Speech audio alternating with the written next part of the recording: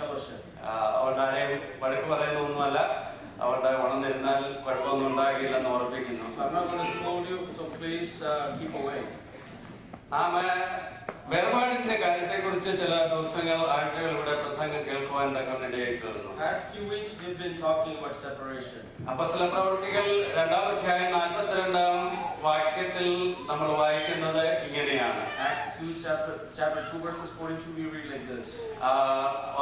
പത്രോസിന്റെ പ്രസംഗം കേട്ട് രക്ഷിക്കപ്പെട്ടതായ ജനങ്ങൾ അവർ ചെയ്ത കാര്യങ്ങൾ, അവർ അപ്പോസ്തലന്മാരുടെ ഉപദേശം കേട്ടും കൂട്ടായ്മ ആചരിച്ചും അപ്പം നുറുക്കിയും പ്രാർത്ഥന കഴിച്ചും പോന്നു. It talks about the fellowship of the believers who heard the message of Paul. They devoted themselves to the apostles' teaching and to the fellowship of the breaking of bread and to prayer. കൂട്ടായ്മ എന്ന് പറയുമ്പോൾ രണ്ട് രീതിയിലുള്ള കൂട്ടായ്മയെ കുറിച്ച് നാം ഓർത്തിരിക്കണം.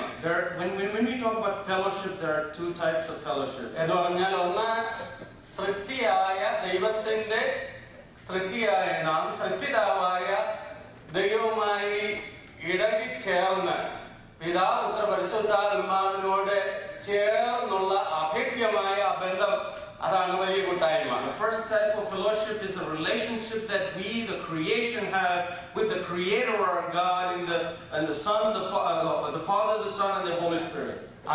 അതേ അനുഭവം പ്രാപിച്ച മറ്റ് വിശുദ്ധന്മാരിലെ ദൈവമക്കളുമായി, മറ്റ് ദൈവത്തിന്റെ സൃഷ്ടികളുമായുള്ള കൂട്ടായ്മ, ദൈവത്തോടും ദൈവജനങ്ങളോടുള്ള കൂട്ടായ്മ, അതാണ് നമ്മുടെ വിഷയം. And the second type of fellowship, what we need to talk about today, is about the fellowship that we have with other believers who have the same relationship with Christ.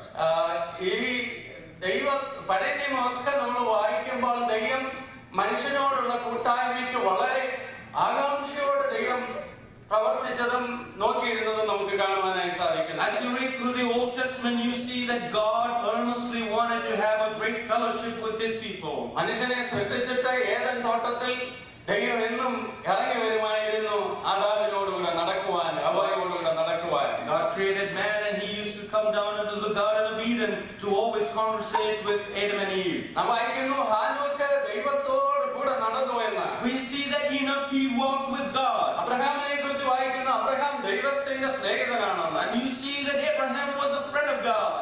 പല സന്ദർഭങ്ങളിലും അബ്രഹാമിന്റെ ജീവിതത്തിൽ ദൈവം പ്രത്യേകമായി പ്രത്യക്ഷപ്പെട്ട് ഇറങ്ങി വന്ന് തന്നോട് കൂടെ സംസാരിച്ചതെന്നും വായിക്കുന്നുണ്ട്. We know that many times in Abraham's life, God Himself came down before him and talked to him. നമ്മുടെ ദൈവം നമ്മോടുകൂടെ വസിക്കാൻ ഇഷ്ടപ്പെടുന്ന ദൈവമാണ്. God is a God who wishes to live amongst us. വിശുദ്ധനായ ദൈവത്തിന് നമ്മോട് അടുക്കുവാൻ നമ്മുടെ അശുദ്ധ നിമിത്തം കഴിയാതെ ഇരുന്നപ്പോൾ ദൈവത്തിന്റെ പുത്രൻ ഇമ്മാനുവേൽ, ദൈവം നമ്മോട് കൂടെ നടത്തുള്ള ഇമ്മാനുവേൽ നമുക്ക് വേണ്ടി ഇറങ്ങി വന്നു. When the most holy God, He honestly wanted to be with us, but due to our sin that He could not be there, He sent Emmanuel for us. ദൈവ ഇസ്രായേൽ ജനത്തോട് പറഞ്ഞു, ഞാൻ നിങ്ങളുടെ ഇടയിൽ വസിക്കേണ്ടതിന് നിങ്ങൾ എനിക്ക് ഒരു മന്ദിരം ഉണ്ടാക്കണമെന്ന്. And the Lord said that so that I might live amongst you, to the Israelites, you have to create a tabernacle for me.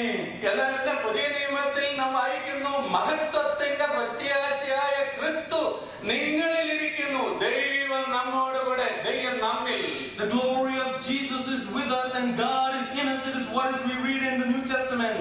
യോഹന്നാന്റെ 1-ാം ലേഖനം 1-ാം അധ്യായം 3-ാം വാക്യം ഒന്ന് വായിക്കാം. 1 യോഹന്നാൻ 1:3. 1 John chapter 1 verses 3. അവിടെ ഞങ്ങൾ കണ്ടും കേട്ടുമുള്ളത് നിങ്ങൾക്ക് ഞങ്ങളോട് കൂട്ടായ്മ ഉണ്ടാകുന്നതിന് നിങ്ങളോടും അറിയിക്കുന്നു. We proclaim to you what we have seen and heard. ഞങ്ങളുടെ കൂട്ടായ്മയോ പിതാവിനോടും അവന്റെ പുത്രനായ യേശുക്രിസ്തുവിനോടും ആകുന്നു. So that you also may have fellowship with us, and our fellowship is with the Father and His Son Jesus Christ. ദൈവത്തോടുള്ള കൂട്ടായ്മ, മറ്റ് ദൈവമക്കളോടുള്ള കൂട്ടായ്മ, the fellowship that we have with God and with other believers who trust in God as well. ഈ കൂട്ടായ്മയിലേക്ക് നാം automatic ആയിട്ട് ആയി തീർന്നതല്ല, ദൈവത്തിന്റെ വലിയ വിശ്വസ്തയാണെന്ന് കൊരിന്ത്യർ ലേഖനത്തിൽ നാം വായിക്കുന്നു. Corinthians, we learned that it is not an automatic process to get into this fellowship, but it was the grace and mercy of God. 1 കൊരിന്ത്യർ 1-ാം അധ്യായത്തിന്റെ 9-ാമത്തെ വാക്യം. 1 Corinthians chapter 1 verses 9.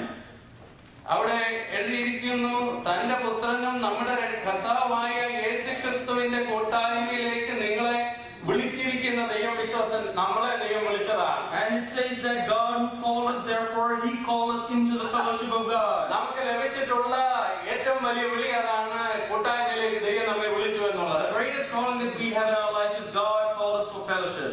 ദൈവത്തിന്റെ പരിശുദ്ധാത്മാവ് അതിന്റെ കൂട്ടായ്മ എന്ന് നാം വായിക്കുന്നു. And we read about the fellowship of the Holy Spirit. അപ്പോൾ നമുക്ക് പിതാവിനോട്, പുത്രനോട്, പരിശുദ്ധാത്മാവിനോട്, ദൈവജനങ്ങളോടുള്ള കൂട്ടായ്മ. So we have fellowship with God the Son, God the Father, Jesus the Son, the Holy Spirit, and with believers. ആ കൂട്ടായ്മയെ കുറിച്ചാണ് നാം അല്പസമയം ചിന്തിക്കാനായിട്ട് പോകുന്നത്. It is this fellowship that we are going to share with this morning. ഈ കൂട്ടായ്മ എന്ന് പറയുന്നത് അല്ലെങ്കിൽ വേറെ രീതിയിൽ നമ്മോട് കയറി പറഞ്ഞാൽ ഈ ചർച്ച്, ലോക്കൽ ചർച്ച് എന്ന് പറയുന്നത് അപ്പോസ്തലന്മാരുടെ കണ്ടുപിടുത്തമല്ല.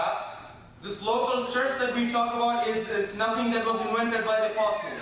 വേറെ ഏതെങ്കിലും കുറച്ച് നല്ല ബുദ്ധിയും ചിന്തകന്മാരും കണ്ടുപിടിച്ചതല്ല ഈ സഭയിൽ നിന്നും കൂട്ടായ്മ എന്ന് പറയുന്നത്. This fellowship and church was not invented by great wise men either. ഇത് സർവശക്തനായ ദൈവത്തിന്റെ പ്ലാനാണ്. ദൈവമാണ് ഇതിന്റെ ഇൻവെന്റർ, ദൈവമാണ് ഇതിന്റെ ഫൗണ്ടേഷൻ, അതിന്റെ അടിസ്ഥാനം ഉണ്ടാക്കിയവൻ. But a church is actually founded by God Himself, and He is the one who established it. ദൈവം നാം അന്യോന്യം കൂട്ടായ്മയുടെ ബന്ധം പുലർത്തി ജീവിക്കണമെന്ന് ആഗ്രഹിക്കുന്നവനാണ്. The Lord wants us to have a fellowship with each other. ഒരു ക്രിസ്ത്യാനി കൂട്ടായ്മയുടെ അനുഭവത്തിലൂടെ മാത്രമേ ജയകരമായി ജീവിക്കുവാനായിട്ട് കഴിയുള്ളൂ. Only through an experience of fellowship can a Christian live victoriously. ഒരു ക്രിസ്ത്യനായി ജീവിക്കുക, ഒരു ചർച്ചില്ലാതെ ഒരു ക്രിസ്ത്യനായി അല്ലെങ്കിൽ ഫെലോഷിപ്പ് ഇല്ലാതെ കൂട്ടായ്മയായി ഒരു ക്രിസ്ത്യനാകാം എന്ന് വിചാരിച്ചാൽ അത് ഫെയിലർ ആയിരിക്കും. If you think that you can still be a Christian without the fellowship that you have in church, that will become a failure in your life. അതിനെക്കുറിച്ച് ഒരാൾ ഒത്തിരി കാര്യങ്ങൾ ഇങ്ങനെ പറയാറുണ്ട്. A man said a lot of things about it. സഭയില്ലാതെ നീ ഒരു വിശ്വാസിയായിരിക്കാൻ വിചാരിച്ചാൽ ഒരു സ്റ്റുഡന്റ് സ്കൂളില്ലാതെ ജീവിക്കുന്നത് പോലെയാണെന്നാണ് അദ്ദേഹം പറയുന്നത്. He says that if you want to be a Christian without a church, it is just like a student without a school. ഒരു പടയാളി ആർമിയിൽ ചേരാതെ പടയാളിയാകാമെന്ന് വിചാരിക്കുന്ന പോലെയാണ്. It is just like a soldier who does not belong to an army. ഒരു citizen tax ഒന്നും കൊടുക്കാതെ ജീവിക്കുന്നത് പോലെയാണ്. It is just as a citizen not being able to give any tax to a country. Customers ഒന്നുമില്ലാത്ത ഒരു sales പേഴ്സണെ പോലെയാണ്. It is just like a salesperson who did not have his customers. വലിയൊരു businessman ആണ്, പക്ഷെ ആരുമില്ലാത്ത ഐലൻഡിലാണ്, ഒരു ദ്വീപിലാണ് ആയിരിക്കുന്നത്. അതുപോലെയാണ് ചർച്ചും കൂട്ടായ്മയും ഇല്ലാത്ത ഒരു ക്രിസ്ത്യൻ എന്ന് പറയുന്നത്. Just like a big businessman, he's just alone in an island without any businesses. That's how we see the analogy towards a Christian without a church. വലിയ എഴുത്തുകാരനാണ്, പക്ഷെ വായനക്കാരൻ തനിക്ക് ആരുമില്ല. ഓതറാണ്, പക്ഷെ റീഡേഴ്സ് ഒന്നും ഇല്ലാത്തതുപോലെയാണ്. He also talks about a great writer, but no one is there to read his writings. നല്ല parent ആണ്, പക്ഷെങ്കിൽ ഫാമിലി ഒന്നും തനിക്കില്ല. അതുപോലെയാണ് സഭയില്ലാതെ കൂട്ടായ്മയില്ലാത്ത ക്രിസ്ത്യൻ ജീവിതം. Just like a great parent but does not have a family life, it is the same if you claim that you are a Christian without a church. വളരെ കഴിവുള്ള ഒരു football player ആണ്, പക്ഷെ team ഇല്ലാത്തതുപോലെയാണ്. And you are very qualified as a football player, but you do not have a team to play in. അവന്റെ കൂട്ടായ്മ അത് ദൈവത്തിന്റെ പ്ലാനാണ്. അതുണ്ടെങ്കിൽ ക്രിസ്ത്യ ജീവിതം നന്നായി പോകുവാൻ, ജയിക്കുവാൻ കഴിയുള്ളൂ. Therefore, fellowship is the plan of God. If you have fellowship in church, that is when your Christian life will be victorious. London news പേപ്പറുകാര് ഒരു ക്വസ്റ്റ്യനെയർ ഒത്തിരി ആളുകളോട് ചോദിച്ചു വർഷങ്ങൾക്ക് മുമ്പ്. Several years ago, the London newspaper asked a question to many of the people. അതിന് ഒത്തിരി answer ഒക്കെ കിട്ടിയിട്ടുണ്ട്. ഇതാണ് ചോദ്യം. And this is the question that they asked. Shortest way to London, ലണ്ടനിലേക്ക് പോകാനുള്ള ഏറ്റവും എളുപ്പമുള്ള മാർഗം ഏതാണ്?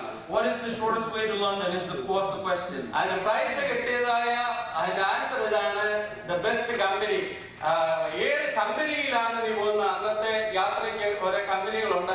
നാട്ടിൽ പണ്ട് ജീവിച്ചവർക്കറിയാം, കമ്പനി വള്ളം എന്നൊക്കെ കേട്ടിട്ടുണ്ടല്ലോ. അപ്പൊ ഏത് കമ്പനിയിലാണ് പോകുന്നത് അതനുസരിച്ചിരിക്കും നീ വേഗം അവിടെ ചെല്ലുമോ ഇല്ലയോ. So the winner of the answer replied like this: the best company is the fastest way to get to London. സ്വർഗത്തിൽ പോകാനും ഗുഡ് കമ്പനി ഉണ്ടെങ്കിലേ ചെല്ലുകയുള്ളൂ. And to go to heaven, it's the same answer. If you have a good company, you can get into heaven. Good സെയിലറായി കർത്താവിനെ സ്വീകരിച്ചുകൊണ്ട് കൂടെ കൂട്ടുയാത്രക്കാരായ വിശുദ്ധന്മാരോട് ചേർന്ന് നടക്കുന്നവർക്കാണ് സ്വർഗത്തിൽ easy ആയിട്ട് ചെല്ലുവാനായിട്ട് സാധിക്കും. It is when you accept your Christ as your Savior and your sailor, that is when amongst with all the believers in your boat can you get into heaven.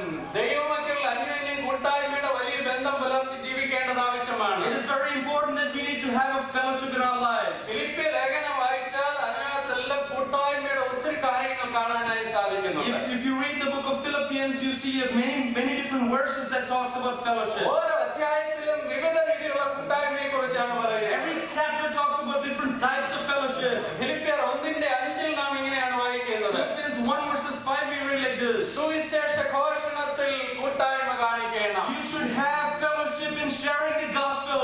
സുവിശേഷ ഘോഷണത്തിലുള്ള കൂട്ടായ്മ ഫിലിപ്പിയർക്കുണ്ടായിരുന്നു. And the sharing the gospel, they had that fellowship in Philippians. 2 അധ്യായം 1 വാക്യം. Chapter 2 verses 1. അവിടെ പറയുന്നു, നിങ്ങൾക്ക് ക്രിസ്തുവിൽ വല്ല പ്രബോധനവും ആത്മാവിന്റെ വല്ല ആശ്വാസവും ആത്മാവിന്റെ കൂട്ടായ്മ എന്നാണ് വായിക്കുന്നത്. And it talks about the fellowship in the Spirit of God. ആത്മാവിന്റെ കൂട്ടായ്മ ഉണ്ടെങ്കിൽ മാത്രമേ ഏകമനസ്സുള്ളവരായി താഴ്മയുള്ളവരായി ജീവിക്കാനായിട്ട് കഴിയുള്ളൂ. It is only if you have the fellowship in the Spirit can you be one-minded and humble in your life. 3 അധ്യായത്തില് 10-11 വാക്യങ്ങളില് In chapter 3 verses 10 and 11. അവിടെ വായിക്കുന്നു, കഷ്ടാനുഭവങ്ങളുടെ കൂട്ടായ്മ എന്നാണ് It talks വായിക്കുന്നത്. about the fellowship in His suffering. 4 അധ്യായം 15 വാക്യം. And chapter 4 verses 15. അതെല്ലാവർക്കും ഇഷ്ടമുള്ളതാണെന്ന് തോന്നില്ല. And I don't think everybody likes that verse. വരവ് ചിലവ് കാര്യങ്ങളുള്ള കൂട്ടായ്മ. It talks about the fellowship of income and expense. നമ്മുടെ ചർച്ചിലെ കാര്യമല്ല പറഞ്ഞു, നമ്മൾ ഓക്കെയാ, മറ്റുള്ളവരുടെ കാര്യമാണ് പറഞ്ഞത്. I'm talking about different churches, not us. ഈ കൂട്ടായ്മ എല്ലാം ഒരു ദൈവവേദന ഉണ്ടായിരിക്കണം. All these fellowships should be there evident in a Christian's life. എബ്രായർ 13:16 നമ്മൾ ഇങ്ങനെ വായിക്കുന്നു. In Hebrews chapter 13 verses 16 we read like this. നന്മ ചെയ്യുവാനും കൂട്ടായ്മ ആചരിപ്പാനും മറക്കരുത്, ഈ വക യാഗത്തിലല്ലോ ദൈവം പ്രസാദിക്കുന്നത്. It says, do not forget to do good and share with others, for such are the sacrifices that God pleases. മലയാളത്തിൽ അവിടെ കൂട്ടായ്മ എന്ന് തന്നെയാണ് എഴുതിയിരിക്കുന്നത്. ഇംഗ്ലീഷിൽ ഷെയർ വിത്ത് അതേഴ്സ്, അതാ യഥാർത്ഥത്തിൽ കൂട്ടായ്മ എന്ന് പറയുന്നത്. Sharing with others is exactly what the fellowship is. അതുകൊണ്ട് നാം അന്യോന്യം കൂട്ടായ്മയുടെ ബന്ധം പുലർത്തി ജീവിക്കേണ്ടത് ആവശ്യമാണ്. Therefore, it is important to have a fellowship with others. ദൈവമക്കളെ സംബന്ധിച്ചിടത്തോളം പ്രത്യേകിച്ച് സഭ ആരംഭം മുതലേ ഉള്ളതായ ആദിമ സഭയുടെ പ്രത്യേകത അന്യോന്യമുള്ള കൂട്ടായ്മയുടെ ബന്ധമായിരുന്നു. Even from the first church that we read in the Word of God, you see that they had great fellowship. ഒരു എഴുത്തുകാരൻ, വിശ്വാസി അല്ലാത്ത ഒരു ഗ്രീക്ക് റൈറ്റർ എഴുതിയത് ഇങ്ങനെയാണ്. An unbeliever, a Greek writer once wrote like this. AD 120-നും 200-നും ഇടയ്ക്ക് ജീവിച്ചിരുന്ന Lucien എന്ന് പറയുന്ന ഗ്രീക്ക് എഴുത്തുകാരൻ. And his author his name was Lucian. He lived between AD 120 and 200. അദ്ദേഹം പറയാണ്, ഈ ക്രിസ്ത്യാനികളുടെ അന്യോന്യമുള്ള സ്നേഹം ഇത് ഇൻക്രെഡിബിൾ, ഇത് ഭയങ്കര സ്നേഹമാണ് എന്നാണ് അദ്ദേഹം എഴുതിയിരിക്കുന്നത്. This is what he writes, the fellowship and the love that Christians have with one another, it is so incredible. അദ്ദേഹം പറയാണ്, അവരുടെ ഇടയിൽ അന്യോന്യം സഹായിക്കുവാൻ താങ്ങുവാൻ ഒക്കെ ഉള്ളതായ അവരുടെ താല്പര്യം ഉത്സാഹവും മറ്റെങ്ങും കാണാത്ത രീതിയിൽ ഭയങ്കരമാണ്, ഇൻക്രെഡിബിൾ എന്നാണ് എഴുതിയിരിക്കുന്നത്. And this is what he writes, the fellowship, the love that they have with one another, the way that they support each other, it is so incredible is what he writes. അതിന്റെ കാരണം അദ്ദേഹം പറയാണ്, അവരുടെ first legislator യേശു, Jesus അവരുടെ തലയിലെല്ലാം കയറ്റി വെച്ചിരിക്കുക, നിങ്ങളെല്ലാവരും സഹോദരങ്ങളാ, അതുകൊണ്ട് അങ്ങനെ നിങ്ങൾ സ്നേഹിക്കണമെന്ന്. So what this man writes is that their legislator, the Christians' legislator, Jesus Christ, has got this idea into their head that they have to love one another, and that's how they behave. വിശ്വാസി അല്ലാത്ത ആൾ എഴുതിയാണ്. And this has been written by an unbeliever. അതാണ് സത്യം. 1-ാം നൂറ്റാണ്ടിലെ സഭയുടെ പ്രത്യേകത അതാണ്. And that is the truth and peculiarity of the first century church. 1-ാം നൂറ്റാണ്ടിലെ സഭ, പ്രത്യേകിച്ച് ബസ്സിലെ പ്രവൃത്തികളിൽ നാം വായിക്കുന്ന ചർച്ച് വലിയ ബിൽഡിംഗ് ഒന്നും അവർക്കുണ്ടായിരുന്നില്ല. അവർ വീടുകളിൽ കൂടി വന്നിരുന്നവരായിരുന്നു, പക്ഷേ ഒരു മനസ്സോടെ കൂടി വരുന്നവരായിരുന്നു. The first church that we read in the Word of God, they did not have great facilities, but what they had was one-mindedness, and they had the love of Christ in them. നാം അന്യോന്യമുള്ള കൂട്ടായ്മയുടെ വലിയ ബന്ധത്തിൽ ദൈവം നമ്മെ ആക്കിയിരിക്കുകയാണ്. The Lord has established us on this earth with a great fellowship with each other. ഓരോ ചർച്ചിന്റെ label, പേര്, ഇതൊന്നും ദൈവസന്നിധിയിൽ വലിയ വിലയുള്ള കാര്യമല്ല. It is not a great thing for the church to have a big name or a label. പക്ഷേ ഒരു local church എന്ന് പറയുന്നത് അത് ദൈവത്തിന്റെ പ്ലാനാണ്. But a local church has been established by God. ആ ദൈവസഭയെ ദൈവമാണ് പുലർത്തുന്നത്, ദൈവമാണ് വളർത്തുന്നത്. The church has been planted by God. He is the one that makes it grow. സാർവത്രിക സഭ, യൂണിവേഴ്സൽ ചർച്ച്, ലോക്കൽ ചർച്ച്, ഇത് രണ്ടും ദൈവത്തിന്റെയാണ്. And universal church and local church, whatever it is still established by God. അത് ഏത് രാജ്യത്തോ ഏത് പട്ടണത്തിലോ അല്ലെ ഏത് പേരിലോ ലേബലിലോ അതല്ല വിഷയം. ദൈവജനങ്ങൾ കൂടുന്ന ദൈവസഭ അത് ദൈവത്തിൻ്റെതാണ്. It doesn't matter which country it belongs to, it doesn't matter where it is, but it still belongs to the God. ആ ദൈവത്തിന്റെ സഭയായതുകൊണ്ടാണ് പറഞ്ഞത് ഞാൻ എന്റെ സഭയെ പണിയും പാതാള ഗോപുരങ്ങളായി ജയിക്കുകയില്ലെന്ന്. And it is because it is the church of God. He said, I will build my church. Hallelujah. ആ സഭയ്ക്ക് ഞാൻ വിശ്വസിക്കുന്നത് അല്ലെങ്കിൽ വേദപുസ്തകം പറയുന്ന പ്രകാരം ആ ചർച്ചിന് തന്നെ ഒരു പവർ ഉണ്ട്. And that church itself, according to the word of God, has a power. ആ ബിൽഡിംഗ് അല്ല, ആ ഗാദറിംഗിന്, ആ കോൺഗ്രിഗേഷന്, ആ സിസ്റ്റത്തിന് ദൈവത്തിന്റെ സഭയായതുകൊണ്ട് അതിനൊരു പവർ ഉണ്ട്. It is not just the building, but the congregation that is inside the church has a great power of God with them. Hallelujah. അതിനകത്തെ മനുഷ്യർ വിവിധ സ്വഭാവമുള്ളവരായിരിക്കും. അവരെ കുറിച്ച് പല കാര്യങ്ങളായിരിക്കും വെളിയിൽ കേൾക്കുന്നത്. പക്ഷേ ഇത് ദൈവത്തിന്റെ സഭയായതുകൊണ്ട് അതിൽ തന്നെ പവർ ഉണ്ട്. And there is great power within the church and the believers that are within that church because it has been established by God Himself. കൊരിന്ത സഭയെ കുറിച്ച് വായിക്കുമ്പോൾ അവിടെ ഒരുപാട് കാര്യങ്ങളൊക്കെ നന്നായി നടക്കാത്തതുണ്ടായിരുന്നു. When we read about the church in Corinth, we read about many things that were not good in that church. എന്നാൽ പൗലോസ് പറയുകയാണ് അവിടെ പാപം ചെയ്തവനെ നിങ്ങൾ പുറത്താക്കണം. കാരണം പിശാചിനെ ഏൽപ്പിക്കേണ്ടതിന് വേണ്ടി അവരെ ചർച്ചിൽ നിന്ന് പുറത്താക്കണമെന്ന് പറയുന്നു. And here he says that if one of them has done sin, you have to cast him outside so that he might belong to Satan. എന്ന് പറഞ്ഞാൽ അതിന്റെ അർത്ഥം എന്താണ്?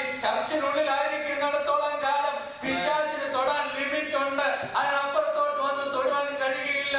എന്നെയും നിങ്ങളെയും ദൈവം വിളിച്ച് കൂട്ടായ്മയിലാക്കിയിട്ടുണ്ടെങ്കിൽ നിങ്ങൾ ആരാധിക്കുന്ന കടന്നു വരുന്ന ലോക്കൽ ചർച്ചുമായുള്ള കൂട്ടായ്മയിൽ നിൽക്കുന്നിടത്തോളം കാലം ഒരു പവർ നമുക്കുണ്ട്, ഒരു ശക്തി നമുക്കുണ്ട്. അത് തൊടുവാൻ ശത്രുവിനെ ദൈവം സമ്മതിക്കുകയില്ല. What this means is that as long as you are within the circle of this church, not one power, no power of darkness can even touch you because it has been established by God and there is the power of God in this church. Hallelujah. അതുകൊണ്ടാണ് ഒന്നാം നൂറ്റാണ്ടിലെ സഭയിൽ നാം അപ്പോസ്തല പിതാക്കന്മാർ ആരാധിച്ചു നിന്ന സഭയിൽ യേശുവിനെ തള്ളിപ്പറഞ്ഞവർ അവിടെ ഉണ്ട്. അവിടെ പല രീതിയിലുള്ള ചിന്താഗതിക്കാരുണ്ട്. പക്ഷേ ഒരു മനസ്സോടെ പ്രാർത്ഥിച്ചു കഴിഞ്ഞപ്പോൾ അടഞ്ഞ വാതിലുകൾ തുറന്നു, അടയ്ക്കപ്പെട്ടിരുന്നവർ പുറത്തു വന്നു. ആ രാജാക്കന്മാർ പോലും ഭയപ്പെടുവാൻ തക്കവണ്ണം ദൈവത്തെ ഉപയോഗിച്ചു. കാരണം എന്താണ്? സഭയുടെ ശക്തിയാണ്, കൂട്ടായ്മയുടെ ശക്തിയാണ്. This is why in the first century church, as they came together with one-mindedness and one accord, as they prayed, all their bounds were broken and everybody, they were able to defeat any kings that stood against them. Hallelujah. പഴയ നിയമത്തിലെ ഒത്തിരി കാര്യങ്ങൾ പുതിയ നിയമ സഭയുടെ നിഴലായിട്ടുള്ള കാര്യങ്ങളാണ് സംഭവിച്ചിരിക്കുന്നത്. Many things that happened in the New Testament, in the Old Testament, is a shadow of what happened in the New Testament. പഴയ നിയമത്തിലെ യാഗങ്ങൾ, പെരുന്നാളുകൾ, പ്രത്യേക സെലിബ്രേഷൻസ്, സമാഗമന കൂടാരം, അതിലെ ഓർമ്മകൾ, ഇതെല്ലാം പുതിയ നിയമ വിശ്വാസിക്ക് അല്ലെങ്കിൽ പുതിയ നിയമ സഭയുടെ നിഴലായിട്ടുള്ള കാര്യങ്ങളാണ്. You see many things that happened in the Old Testament, the celebration, the festivities, the things that you find inside the tabernacle are just as a shadow to things that happen in the New Testament. വളരെ വിശദമായി പുറപ്പാട് പുസ്തകത്തിൽ ടാബർനാക്കിളിനെ കുറിച്ച്, സമാഗമന കൂടാരത്തെ കുറിച്ച് പ്രതിപാദിച്ചിട്ടുണ്ട്. And it is with great detail they explain about the tabernacle in Exodus. അവിടെ പ്രാകാരം കഴിഞ്ഞാൽ വിശുദ്ധ സ്ഥലം, പരിശുദ്ധ സ്ഥലം, അതിനെക്കുറിച്ച് നമ്മൾ വായിക്കുന്നു. We talk about the holy place and it's written about the holy place and the most holy place there. അവിടെയാണ് വിശുദ്ധ ഉപകരണങ്ങളൊക്കെ ഇരിക്കുന്നത്. You see great instruments there. താമ്രത്തൊട്ടി, യാഗപീഠവും കഴിഞ്ഞാൽ ബാക്കിയുള്ള ഉപകരണങ്ങളെല്ലാം ഇരിക്കുന്ന വിശുദ്ധ സ്ഥലം അല്ലെങ്കിൽ അതിപരിശുദ്ധ സ്ഥലവും വിശുദ്ധ സ്ഥലവും ചേർന്ന കൂടാരം. And you see that most of the instruments sitting there is in the holy place and between the holy place and the most holy place. അതിനെ കവർ ചെയ്തിരിക്കുന്നത് 48 പലകളായിട്ടാണ് എന്ന വേദപുസ്തകം നമ്മെ പഠിപ്പിക്കുന്നു. What the Lord teaches us that it has been covered by 48 different logs. Board കൊണ്ട് അത് cover ചെയ്ത് പലകകൾ കൊണ്ട് കവർ ചെയ്തിരിക്കുകയാണ്. And it has been covered up by frames. പുറപ്പാട് പുസ്തകം 26-ാം അധ്യായത്തിൽ നമ്മൾ അത് വായിക്കുന്നു. We read that in Exodus chapter 26. 26-ാം അധ്യായത്തിന്റെ 15 മുതൽ 30 വരെയുള്ള വാക്യങ്ങൾ അത് എഴുതിയിട്ടുണ്ട്. And it has been written from verses 15 to 26. അവിടെ വായിക്കുന്നത് കഠിനമരം കൊണ്ട് നിവരെ നിൽക്കുന്ന പലകകൾ ഉണ്ടാക്കണമെന്നാണ് എഴുതിയിരിക്കുന്നത്. It says make upright frames from acacia wood. ഈ പലകളെല്ലാം ഓരോ വിശ്വാസിയെ കാണിക്കുന്നതാണ്. These frames represent the believer.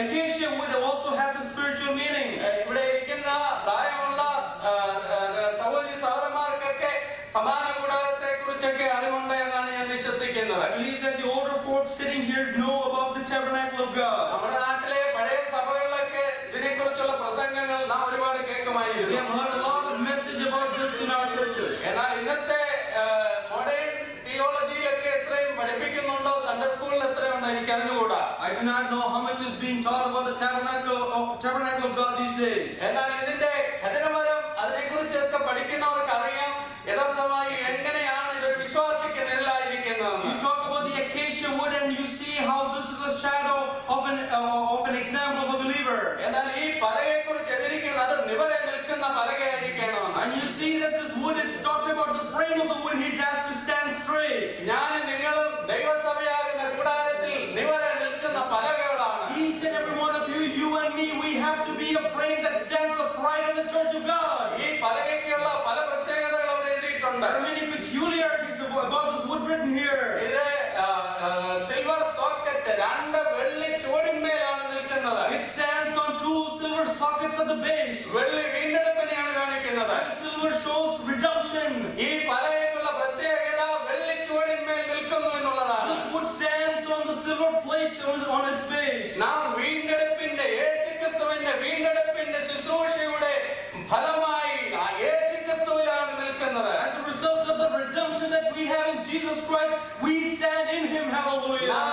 യേശുവിലാണ്, എന്റെ അടിസ്ഥാനം അത് ക്രിസ്തുവിലാണ്. My foundation is Jesus Christ. Hallelujah. അവന്റെ രക്തത്തിന്റെ വിലയാണ് നാം. I am the product of the result of His blood. Hallelujah. അതാണ് ഈ പലക നമ്മെ വിളിച്ചറിയിക്കുന്നത്. That is what this frame of this acacia wood shows us. ഈ പലകയുടെ ഉദ്ദേശം എന്താണ്? What is the meaning of this? ഇത് മരുഭൂമിയിലാണ് സമാന കൂടാരം. And the tabernacle is in the desert. അവിടെ കാറ്റടിക്കുന്നുണ്ട്. There you see there are great winds that are blowing. മണൽ കാറ്റുകളുണ്ട്. You see sandstorms. അതെല്ലാം അടിച്ചു വന്ന ഈ ഉപകരണങ്ങൾ മലിനമാക്കാൻ പാടില്ല. And these sandstorms might make impurifies all the instruments that are in here. അതിനു വേണ്ടിയാണ് നിവരെ നിൽക്കുന്ന പലകകൾ ദൈവം ഭാവന ചെയ്ത് It is to ഉണ്ടാക്കിയിരിക്കുന്നത്. prevent this that God said make upright the acacia wood.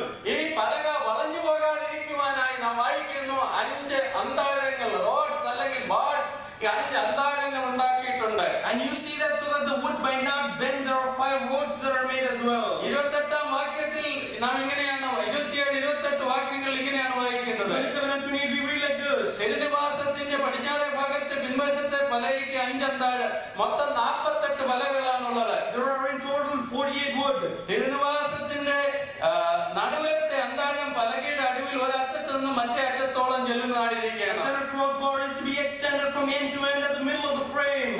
ഈ പലകകൾ തമ്മിൽ ചേർന്നിരിക്കാനായി 5 അന്താഴങ്ങൾ ഉണ്ടാക്കണമെന്ന് എഴുതിയിരിക്കുന്നു. It says that you need to create 5 crossbars so that they might sit together. ഈ പലക തമ്മിൽ വിടമുണ്ടാകാനായിട്ട് പാടില്ല. There should not be space between the frames that are upright. ഈ പലക വളഞ്ഞു പോകുവാനായിട്ട് പാടില്ല. The wood cannot bend either. അത് ഓപ്ഷൻ ചരിഞ്ഞും ചാഞ്ഞും നിൽക്കരുത്, നിവരെ നിൽക്കുന്ന പലകളാണ്. It cannot sway left or right. It has to stand upright. ഇത് ചായാതിരിക്കണമെങ്കിൽ വീടാതിരിക്കണമെങ്കിൽ അന്താഴങ്ങൾ 5 അന്താഴങ്ങൾ ഉണ്ടാക്കിയിരിക്കണം. And you need to have 5 crossbars so that this might not happen. അവിടെ 28-ാം വാക്യത്തിൽ എഴുതിയിരിക്കുന്നു അതിന് നടുവിലത്തെ അന്താഴം ഒരറ്റം മുതൽ മറ്റേ അറ്റം വരെ It ചെല്ലുന്നതായിരിക്കണം. also talks about in verses 28 that the center crossbar should reach from one end to the other. ആ പലകയുടെ എല്ലാ പലകയും 48 പലകളെയും ടച്ച് ചെയ്യുന്ന ഒരന്താഴം നടുക്കൂടെ പോയിട്ടുണ്ട്. That crossbar that is in the middle touches all 48 upright sticks. പുതിയ നിയമത്തിൽ അതെങ്ങനെയാണ് നമുക്ക് ബാധകമാകുന്നത്? How is that relevant to us in the New Testament? ഇത് പരിശുദ്ധാത്മാവിനെയാണ് കാണിക്കുന്നത്. It shows the Holy Spirit in our lives. ഏതിലും നിങ്ങളിലും വ്യാപരിക്കുന്ന ഒരേ ആത്മാവ്. And the same Spirit that is in both you and me. നമ്മെ ഒന്നാക്കി തീർക്കുന്ന മറ്റൊന്നുമല്ല, ദൈവ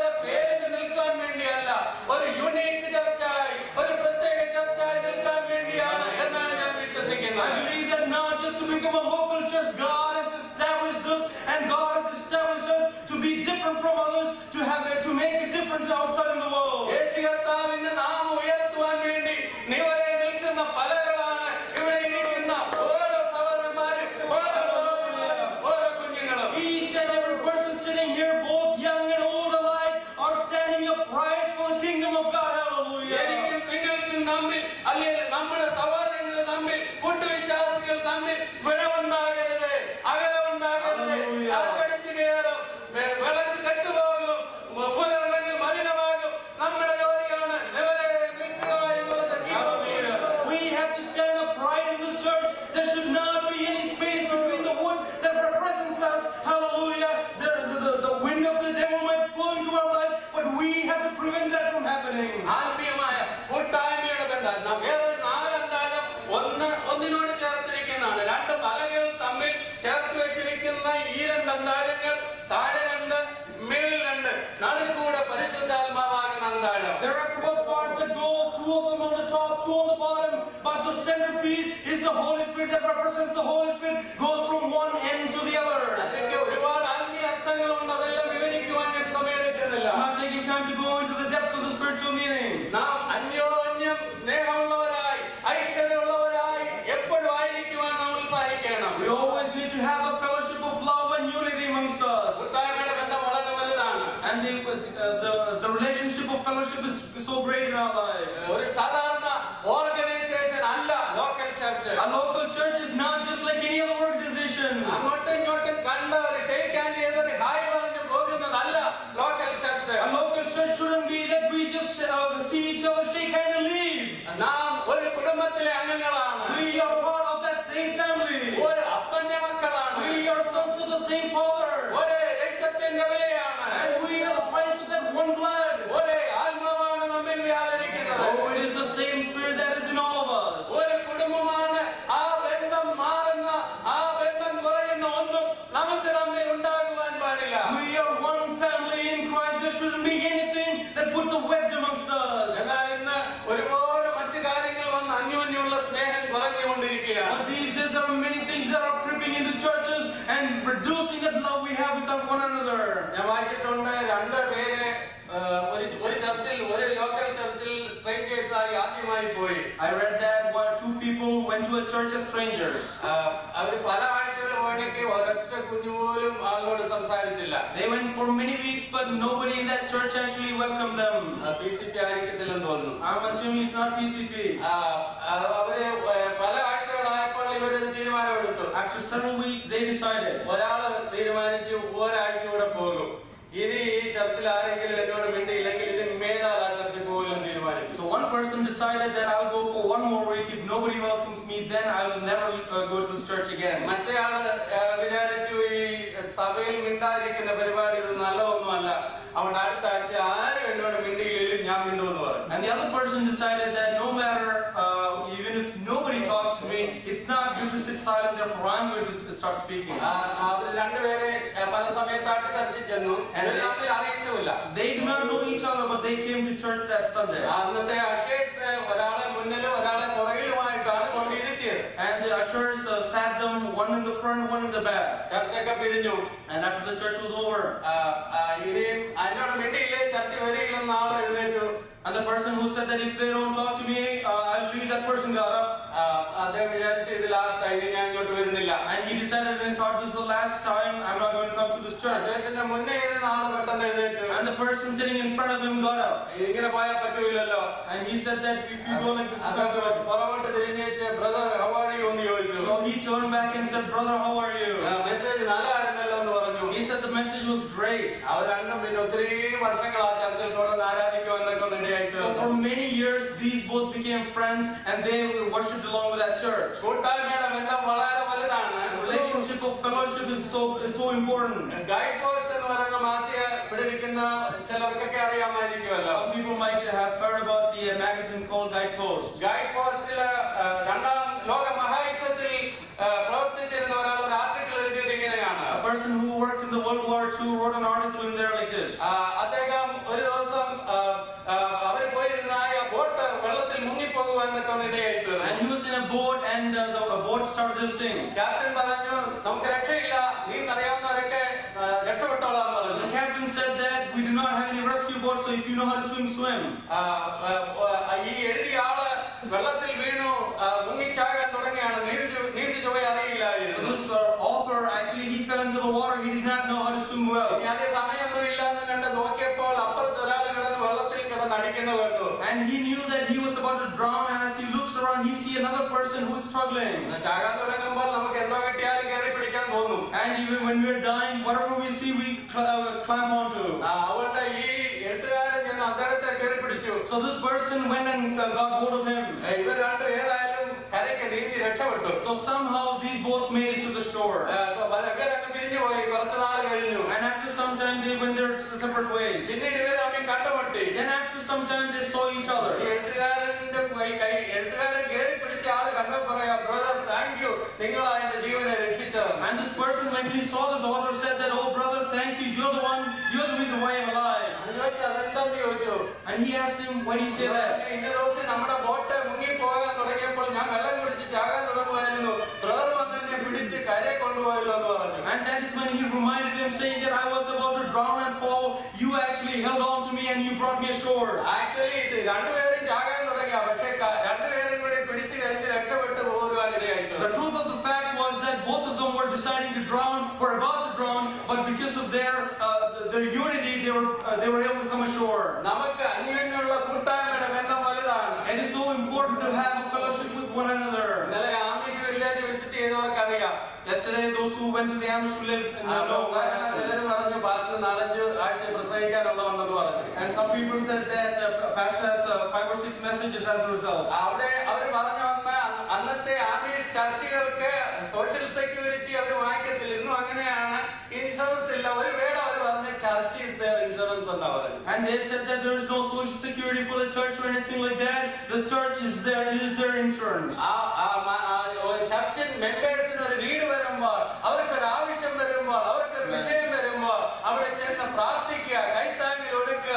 അതാണ് ബിബ്ലിക്കൽ എന്നാണ് ആ ഗൈഡ് പറയുവാൻ കണ്ടത്. And this is what the guide said yesterday, was if there is a need for somebody in that church, each of the other church members support them and actually rectify the need that they have. ആ കൂട്ടായ്മയുടെ വലിയ ബന്ധം നമുക്ക് ആവശ്യമാണ്. We need to have that great relationship of fellowship. ഞാൻ കണ്ടിട്ടുള്ള ഒരു കാര്യം, ചെറിയ കുറച്ച് വിരലെണ്ണ മാത്രം മെമ്പേഴ്സ് ഉള്ള ചർച്ച ആണെന്ന രീതിയിൽ എന്തോ ആവശ്യം ഉണ്ടെങ്കിലും അന്യോന്യം പോകും. And if it is a church with just few members, for any need they go to each other's house. എന്നാൽ ആള് കുറച്ച് കൂടി കഴിയുമ്പോൾ പറ്റുന്ന അബദ്ധം, ഒത്തിരി അനന്തരമുള്ള കാരണം വെള്ളം കുടിച്ച് ചാകുകയില്ല എന്ന് പറഞ്ഞ പോലാണ്. പ്രാർത്ഥന വെച്ചാലും വിഷയം പറഞ്ഞാലും ആരെയും കാണത്തില്ല. എല്ലാവരുടെയും വിചാരം തോമാച്ചനും അറിയാമേ ഏലിയാമ്മയും കുഞ്ഞമ്മയും എല്ലാം പോകുന്നുണ്ടല്ലോ എന്നാണ്. And even if as the size of the church grows, we see less and less people attending meeting. They think that somebody else is going, so why should I go? എല്ലാവരും ഇമ്പോർട്ടന്റ് ആണ്. Everybody is important. നമുക്ക് എല്ലാവർക്കും ചെയ്യാനുള്ള കാര്യങ്ങളുണ്ട്. And everybody has a duty. നമ്മുടെ സാന്നിധ്യം വളരെ ശക്തിയേറിയതാണ്. Our presence is so powerful. ഞാൻ വാക്കിലൂടെ നിർത്തട്ടെ. Let me cut short my words here. അമേരിക്കയിൽ സിവിൽ വാർ നടന്നുകൊണ്ടിരുന്ന സമയത്ത്, when civil war broke out in America, Abraham Lincoln വളരെ സങ്കടത്തിലായ സമയം. it was the time when Abraham Lincoln had great grief. താൻ വളരെ ബാഡായിട്ടുള്ള ഡേയ്സിൽ താൻ ആയിരിക്കുമ്പോഴാണ്. And when his days were bad ahead of him, തന്റെ സ്ഥലമായ സ്പ്രിംഗ്ഫീൽഡ് ഇല്ലിനോയ്സിൽ നിന്ന് ബില്ലി ബ്രൗൺ എന്ന് പറയുന്ന ഒരാൾ അദ്ദേഹത്തെ വിസിറ്റ് ചെയ്തു. a person by the name of Billy Brown from his hometown of Springfield, Illinois visited him. Billy brown വന്നു കഴിഞ്ഞപ്പോൾ വൈറ്റ് ഹൗസിൽ അവിടെയുള്ളതായ കാവൽ നിൽക്കുന്നവരെ ചോദിച്ചു, നിനക്ക് അപ്പോയിന്റ്മെന്റ് വല്ലതും ഉണ്ടോ എന്ന് ചോദിച്ചു. So when Billy approached, the soldiers asked him, do you have an appointment with Abraham Lincoln? Billy പറഞ്ഞു, എനിക്ക് അപ്പോയിന്റ്മെന്റ് ഒന്നുമില്ല. And he said that I don't have an appointment. പ്രസിഡന്റിനെ നിങ്ങൾക്ക് കാണാൻ പറ്റില്ലെന്ന് പറഞ്ഞു. And they said, then you can't see the president. എനിക്ക് appointment ഒന്നുമില്ല, പക്ഷെ നിങ്ങൾ ചെന്ന് പറ, ബില്ലി ബ്രൗൺ വന്നിരിക്കുന്നു പറ, അദ്ദേഹം എന്താ പറയുന്നത് അറിയാമല്ലോ എന്ന് പറഞ്ഞു. He replied, I don't have an appointment, but why don't you go tell him that Billy Brown has arrived? Let me see what he says. സെക്യൂരിറ്റിക്ക് ഇത് വലിയ ഇഷ്ടമൊന്നും ആയില്ല. പിന്നെ ബില്ലി വളരെ നിർബന്ധിച്ച് അകത്ത് കയറിപ്പോയി. Security did not like what he said, but because he insisted, he went inside. അല്പസമയം കഴിഞ്ഞപ്പോൾ എബ്രഹാം ലിങ്കൺ ഡോർ തുറന്ന് ചാടി വന്ന് ആലിംഗനം ചെയ്ത്, ഓ മൈ ബഡി ബില്ലി എന്ന് പറഞ്ഞ് കെട്ടിപ്പിടിക്കുവാൻ. After some time, you see that that Abraham Lincoln opens the door and he's running outside and saying, "Oh, my buddy Billy." അദ്ദേഹത്തിന്റെ പഴയ ഫ്രണ്ടാണ് Billy brown. And his old Billy Brown was one of his old friends. ഒന്നിച്ച് നമുക്ക് ഇന്ന് food കഴിക്കണമെന്ന് പറഞ്ഞു. He said that we have to dine together. അവർ ഒന്നിച്ച് food കഴിച്ചു. They started sitting and eating together. അത് കഴിഞ്ഞപ്പോൾ പറഞ്ഞു, ഞാൻ വളരെ ബിസിയായിട്ടുള്ള ചില കാര്യം തീർക്കാനുണ്ട്, അത് കഴിഞ്ഞ് ബില്ലി നീ പോകാമെന്ന് പറഞ്ഞു. And he said that I have certain things to attend to, only then should you leave. Billy Abraham Lincoln പെട്ടെന്ന് തന്നെ ജോലിയൊക്കെ തീർത്തിട്ട് ബില്ലിയുമായി ടൈം സ്പെൻഡ് ചെയ്തു. Very quickly he finished whatever he had to do and he went to spend some time with Billy. സാധാരണ കൂട്ടുകാർ ഇടപെടുന്ന പോലെ ഉറക്കെ പറയുകയും ചിരിക്കുകയും ചെയ്യുന്ന ഒരുപാട് സമയം അവർ സ്പെൻഡ് ചെയ്തു. They spent a lot of time laughing and talking about all things. അത് കഴിഞ്ഞ് എബ്രഹാം ലിങ്കൺ ചോദിച്ചു, ബില്ലി നീ എന്തിനാ വന്നത്? നിനക്ക് നിന്റെ പോക്കറ്റിൽ വല്ല അപ്പീൽ വല്ലതും ഉണ്ടോ, വല്ല ആവശ്യത്തിന് വല്ലതും ആണോ വന്നതെന്ന് ചോദിച്ചു. And finally Abraham Lincoln asked him, Billy, why did you really come? Do you have an appeal? Do you have any need? ഞാൻ പ്രസിഡന്റ് എന്നുള്ള നിലയ്ക്ക് എന്തെങ്കിലും ചെയ്യാനുണ്ടോ എന്ന് ചോദിച്ചു. As a president, can I do something for you? Billy പറഞ്ഞു, എനിക്ക് ഒന്നും അപേക്ഷയില്ല, ഒന്നും നീ ചെയ്യേണ്ടതായിട്ടില്ല. And Billy said that I don't have any request that you need to take care of. ഞാൻ നമ്മുടെ പട്ടണത്തിൽ താമസിച്ചപ്പോൾ നിന്റെ സ്നേഹം ഓർത്ത്, നമ്മുടെ പഴയ ബന്ധം ഓർത്ത്, അത് ഒന്നിച്ചൊന്ന് ഷെയർ ചെയ്യണമെന്ന് വിചാരിച്ച് ഞാൻ ഇത്രയും ദൂരം യാത്ര ചെയ്ത് വന്നത്. അതേ ഉള്ള എന്റെ മനസ്സിലെ ആഗ്രഹം. When we were young, we used to spend a lot of time together as friends. I just remembered you and remembered those old days, and I just wanted to experience that one more time. Is why I came. Abraham ലിങ്കന്റെ കണ്ണിലൂടെ കണ്ണുനീർ വരുവാൻ കണ്ണിടയായി തീർന്നു. And Abraham Lincoln started tearing up. Abraham Lincoln പറഞ്ഞു, എന്റെ പടയാളികൾ മരിച്ചു വീഴുന്നു. And he says that my soldiers are being killed. അവരുടെ മാതാക്കൾ കരയുന്ന കരച്ചിൽ എന്റെ ചെവിയിൽ കേൾക്കുന്നുണ്ട്. I can see their mothers crying in my ear. ഉറക്കമില്ലാത്ത രാത്രികളാണ് എനിക്കുള്ളത്. There are many nights of sleeplessness. എന്നാൽ ഒരാവശ്യവും ഒരാഗ്രഹവും ഇല്ലാതെ നിന്റെ സ്നേഹിതനെ കാണാൻ നീ വന്നു. ഇത് മതി എനിക്ക്, ഇതാണ് എനിക്ക് ധൈര്യം നൽകുന്നതെന്ന് പറഞ്ഞു. But yet you came to see your friend in this despair time of mine, and that is what my comfort is. സ്നേഹിത കൂട്ടായ്മയുടെ ബന്ധം, നമ്മുടെ സാന്നിധ്യം വളരെ വിലയേറിയതാണ്. Our presence is so powerful. അത് നാം ഇഗ്നോർ ചെയ്യാൻ പാടില്ല. And we should not ignore that in our lives. 133 സങ്കീർത്തനം നമുക്കറിയാവുന്ന സങ്കീർത്തനമാണ്. You know Psalm 133 very well. ഇതാ സഹോദരന്മാർ ഒത്തൊരുമിച്ച് വസിക്കുന്നത്. എത്ര ശുഭവും എത്ര മനോഹരവുമാകുന്നു. It is so beautiful and wonderful that brothers live in harmony.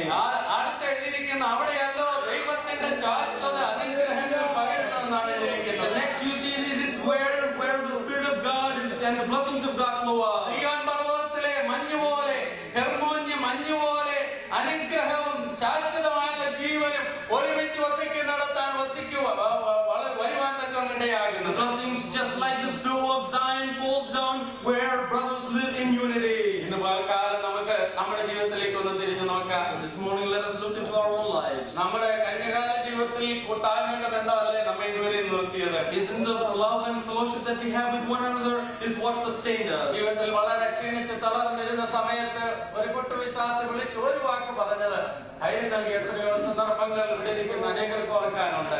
Many of us can remember when you were so weak in your life, when you were saddened in your life, when one of the believers called your home and gave you comfort. Don't you remember that? ജീവിതത്തിൽ വിഷമവും സങ്കടവും അനുഭവിക്കുന്നവർക്കറിയാം, ഒന്നും പറഞ്ഞില്ലെങ്കിലും ഏറ്റവും സ്നേഹിക്കുന്ന ഒരു സ്നേഹിതയെ കണ്ടു കഴിയുമ്പോൾ ഹൃദയത്തിലേക്ക് വരുന്ന ആശ്വാസം വളരെ വലുതാണ്. And you know that if you're sad in your life with a problem, when you see your friend, when you see your believer, when you hear their words, you know how comforting that is. ഐക്യത്തിന്റെ ആത്മാവിൽ, സ്നേഹത്തിന്റെ ആത്മാവിൽ മുന്നോട്ട് പോകുവാനാണ് ദൈവം നമ്മെ കുറിച്ച് ആഗ്രഹിക്കുന്നത്. God wants us to go forward with the spirit of unity and love. നമുക്ക് അറിയാവുന്ന ഒരു പാട്ടിന്റെ ഒരടി പാടുവാൻ ഞാൻ താല്പര്യപ്പെടുന്നു. I would like to sing a song that we all know. ക്രിസ്തു വീരർ ഉണർന്ന് ശോഭിപ്പാൻ ശക്തിയായ ഒരു വേല ചെയ്യുവാൻ കക്ഷിത്വം ഇടിച്ചു കളക, സ്നേഹത്താൽ ഒന്നിക്ക, വിശ്വാസം കൂടട്ടെ, മേലും ധൈര്യം നൽകട്ടെ. ഇന്ന് പലർക്കാരും ഇവിടെ വന്നിരിക്കുന്ന ആർക്കെങ്കിലും അന്യോന്യവേലയിൽ സ്നേഹക്കുറവുണ്ടെന്ന് ചിന്തിച്ചിട്ടോ ഓർത്തിട്ടോ അങ്ങനെ ഉണ്ടെന്നും എനിക്ക് വിശ്വാസമില്ല. എന്നാൽ നമുക്കുള്ള സ്നേഹം വർദ്ധിച്ചേ മതിയാകുള്ളൂ. അന്യോന്യമുള്ള ബന്ധം വർദ്ധിച്ചേ മതിയാകുള്ളൂ. അതിന് തടസ്സമായിരിക്കുന്ന ചിന്താഗതികൾ ഒക്കെ മാറിക്കഴിയുമ്പോൾ ദൈവാത്മാവിന്റെ വലിയ പ്രവർത്തനം നമ്മുടെ മധ്യേ കാണുവാനിടയാകും. This morning let me remind you once again that we need to have the fellowship in Christ, that fellowship, the unity and the love that we have in Christ. It is when our Christian life will be victorious and we will be able to see the blessings of God pour out into our lives. ഈ ദിവസങ്ങളിലായി ദൈവത്തിന്റെ ആത്മാവ് പ്രവർത്തിക്കുവാൻ നമുക്ക് നമ്മുടെ ജീവിതത്തെ ഒരുക്കി സമർപ്പിക്കേണ്ടത് ആവശ്യമാണ്. We have to prepare our own lives so that the Holy Spirit